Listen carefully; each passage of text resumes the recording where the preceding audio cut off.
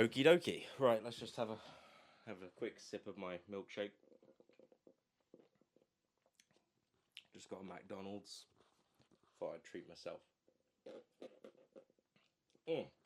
That is nice. Right, okay, so the Acolyte. It's finally over. It's finally done, but it doesn't really feel like it's done.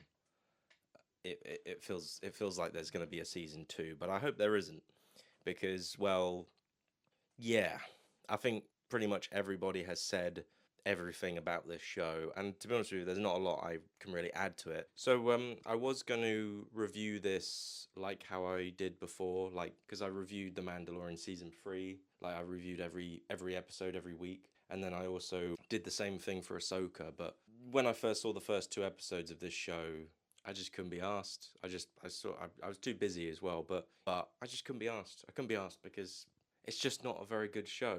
Sorry. And a couple of weeks ago, though, I uploaded a video. It was like a clip of the witchy scene where they're going like the power of one, the power of two, all that, the power of many, all that. I uploaded that a couple of weeks ago, just because I thought, why not upload it on YouTube. I got like quite a few funny comments, and I feel like it might be a good idea to just read them out because they pretty much sum up everything. And so yeah, I'm gonna read all these comments. Just another swig of. Mm, that's real thick, real thick. Anyway, okay, number one. I can feel the space lesbian vibes shiver through my spine. The power of fucking everything up. Yeah, yeah, pretty much. This person wrote, each episode cost 2 times the budget of Godzilla Minus One. If you haven't seen Godzilla Minus One, I would check it out. It's a very, very good movie. It got me in the feels. It got me in the feels. It did. And the movie cost like what, 15, 18 million? And each episode of The Acolyte was like 20 million. That's so weird. This is some middle school level writing right here. The script is really, really bad. Like the dialogue is terrible. Someone else has written, holy fuck, the future of media sucks balls. You're absolutely right. The power of I don't give crap about Disney Star Wars. This is pure cringe. It is pure cringe. This is the cringiest show I think that has ever been invented by man. Or well, actually by woman. Sorry, it's a woman. It's made by a woman. So someone just wrote ha ha ha ha ha. Yeah, yeah. I agree. I agree with that. The Force is cringe. Yep, yep. Someone writes, this is Star Wars? And then somebody actually replied to him and said, no, this is shit wars. I agree with all of your comments. Yes. This show is a stinky hot trash garbage fire. And then lastly, somebody just wrote trash. So, yeah. So, all in all,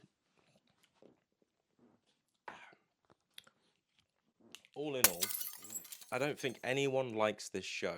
And I'll say it's quite disappointing as well because when I first heard about this show and I heard, oh, it's going to be about the Jedi before Phantom Menace, the Jedi are in the prime of their height, they're in the height of their powers, and it sounded cool.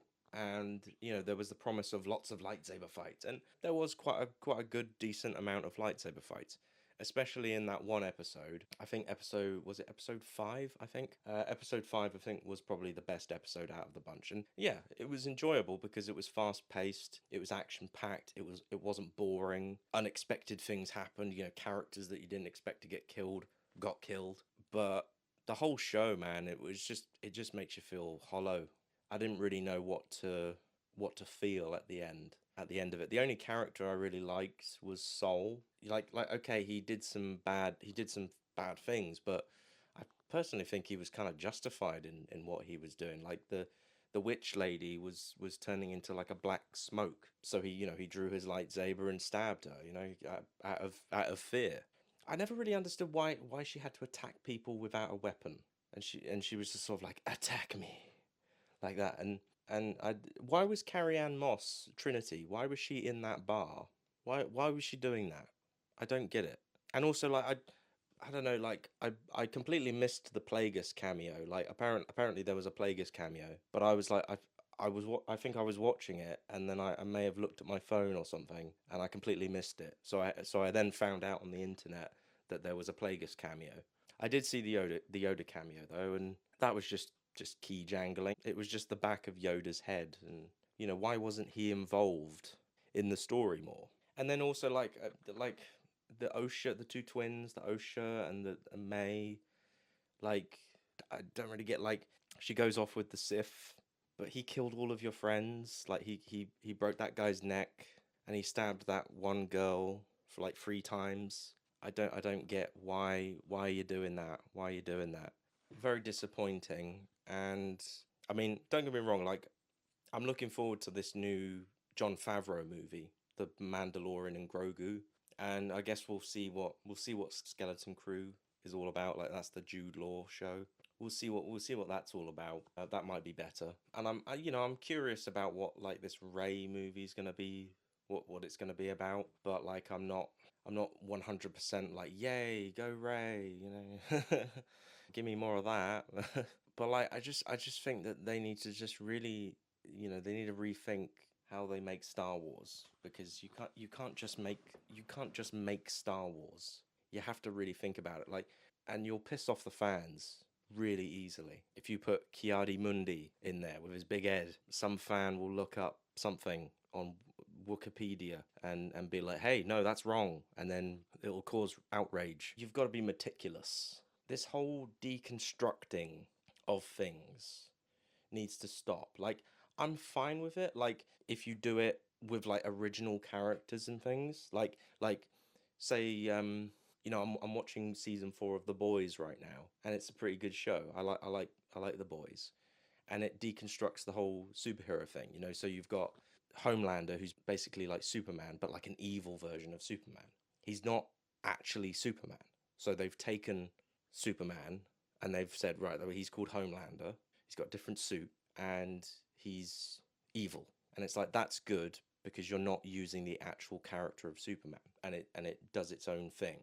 So, it's like they do that with the Jedi. They did that with Luke with The Last Jedi, and they carry on doing it. They keep doing it. Why? And it's like the reason why I think Andor is such a good show. The reason why that was a good show is because it doesn't deal with the Jedi and it doesn't have any legacy characters in it. And I think that Disney cannot be trusted with the Force and the Jedi, and they can't be trusted with these legacy characters because ultimately they will always mess them up. They'll always ruin the Force. They'll make it weird. They'll make it convoluted. They'll deconstruct things. They'll say, "Oh no, actually, Luke is a prick. He's not the hero that you remember him being. He's actually a prick." And we kill him off. We're just going to kill him. It's just such a shit show.